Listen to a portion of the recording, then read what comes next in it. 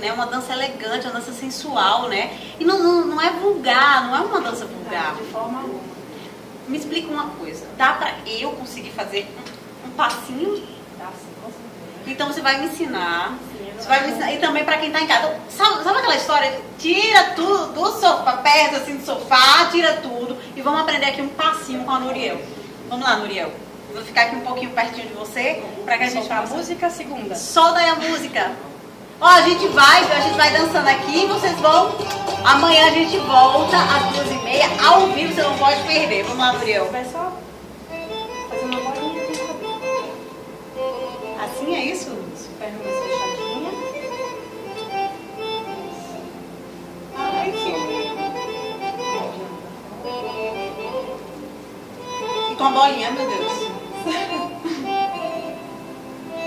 Tenta desenhar um 8 pra trás. Muito bem? Tá ótimo. Tento desenhar um 8 pra trás, ela falou. Acelera a perna. É isso? Acelera a perna assim? Ai, meu Deus. Não, deixa o Nuriel. Termina com o Nuriel.